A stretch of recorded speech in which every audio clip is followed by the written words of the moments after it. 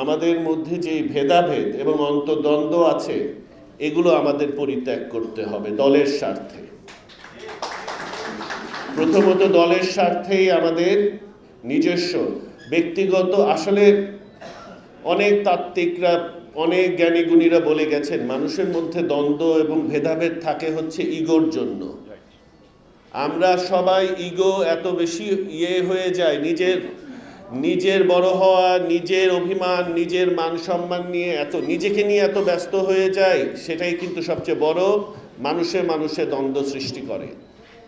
আপনাদের কাছে আমার অনুরোধ থাকবে, আমি আপনাদের নেতা, আপনারা যাকে ভালোবাসেন, শেখ ফজলুল হক মনির সন্তান, এতিম সন্তান, আপনাদের কাছে আমার নিবেদন থাকবে আপনারা দয়া করে ব্যক্তিগত স্বার্থে, ব্যক্তিগত মান অভিমান এইগুলোর ঊর্ধ্বে যে আপনারা দলের কথা, সংগঠনের কথা চিন্তা করবেন। সবচেয়ে আগে প্রাধান্য দেবেন সংগঠন। এই সংগঠন আছে বলেই আমরা আছি। আমরা এক একজন জেলার প্রেসিডেন্ট, এক একজন থানার প্রেসিডেন্ট, সেক্রেটারি, এইগুলো সব কিছু এই সংগঠনের জন্য। আজকে এই সংগঠন 10-11 বছর ক্ষমতায় বা 10-11 বছর একটা সুবিধাজনক অবস্থানে আছে। এরপরে কিন্তু আমাদের অনেক কঠিন সময় সামনে থাকতেই পারে। এটাই কিন্তু স্বাভাবিক নীতি, স্বাভাবিক গতি এটাই, যে ক্ষমতার একবার, আমরা তো গণতন্ত্রে বিশ্বাস করি, আমরা তো বঙ্গবন্ধুর আদর্শে বিশ্বাস করি, সুতরাং আমরা তো এটা মনে প্রাণে জানি আজকে ক্ষমতা আছে, কালকে ক্ষমতা নাই। সুতরাং আপনারা সংগঠনকে শক্তিশালী করার ব্যাপারে নিজের ব্যাপার না চিন্তা করে, নিজে কি পেলাম না পেলাম না চিন্তা করে, দয়া করে প্লিজ সংগঠনের দিকে খেয়াল করেন। নিজস্ব আত্মমর্যাদা, অভিমান এগুলো ভুলে যে আপনার যেই ভাই যে আপনার পাশে আছে বা পাশে ছিল বা হয়তো বা ছিল না যে কোনো কারণে, তাকে আপনি গ্রহণ করুন। আপনারা দলে দয়া করে কোনো দ্বন্দ্ব বা ডিভিশন বা বিভেদ রাখেন না, এটা আমার প্রথম অনুরোধ আপনাদের কাছে। এখন আমি আরেকটা ভিশনের কথা প্রথমে বলছিলাম, আমার যে চিন্তা যে যুবলীগ কেমন হবে ভবিষ্যতে। আমি আরেকটাও জিনিস বলবো যে দেশপ্রেম।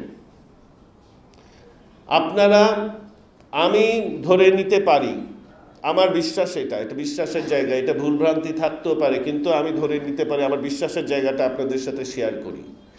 আপনারা যেহেতু বঙ্গবন্ধুর সংগঠন করেন, শেখ হাসিনার সংগঠন করেন, আপনাদের একটা জিনিসের একটা জায়গায় আপনারা সবচেয়ে বেশি অন্য যে কোনো দলের থেকে শক্তিশালী, সেটা হচ্ছে আপনাদের দেশপ্রেম আছে। যেহেতু আপনারা বঙ্গবন্ধুর সংগঠন করেন, আমার বিশ্বাস আপনারা দেশপ্রেমী, আপনারা এই দেশকে ভালোবাসেন।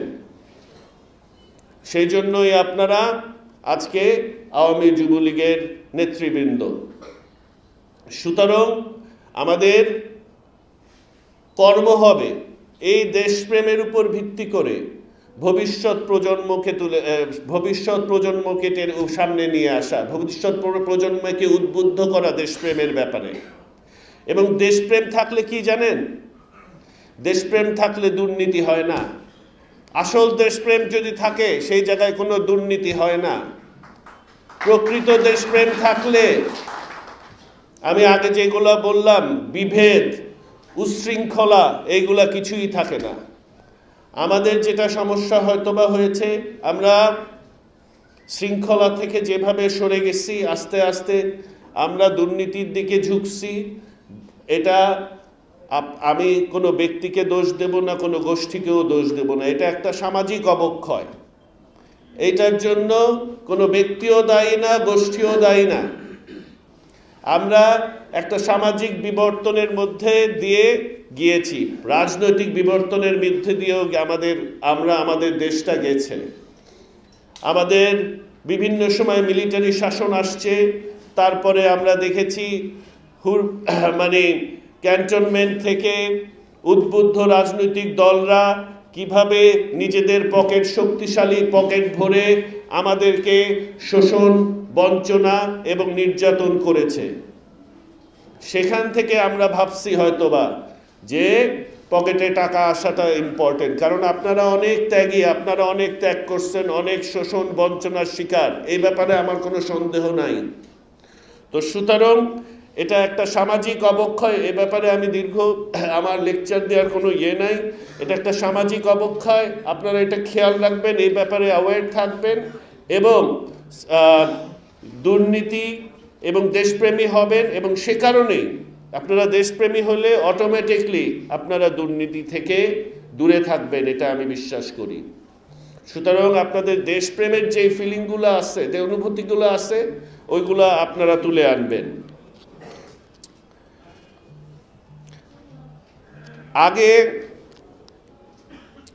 আগে আমাদের মাঝখানে আমাদের দলের যেটা বললাম যে ইমেজ সংকট হয়েছিল, যা যা হয়েছিল ওইগুলো ভুলে যে আমাদের কিন্তু সামনের দিকে এগিয়ে যেতে হবে। আমাদের সংগঠনটা তৈরি করতে হবে আসলে ভবিষ্যতের জন্য, হ্যাঁ, ভবিষ্যতের প্রজন্মের জন্য। আমাদের নিজেদের, আমি কিন্তু সংগঠন করতেছি না আমার নিজেদের জন্য বা আমার জন্য।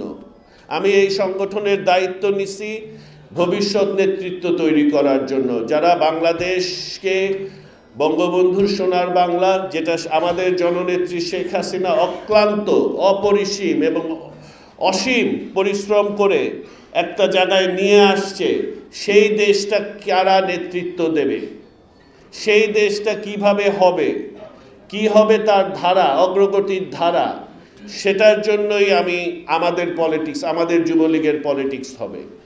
আমাদের যুবলীগের পলিটিক্স, আমরা ভবিষ্যৎ নেতৃত্ব, একটা সুশৃঙ্খল সংগঠন, একটা নীতিবান সংগঠন, একটা আদর্শিক সংগঠন হিসাবে প্রতিষ্ঠিত করব ইনশাল্লাহ, আপনাদেরকে সাথে নিয়ে।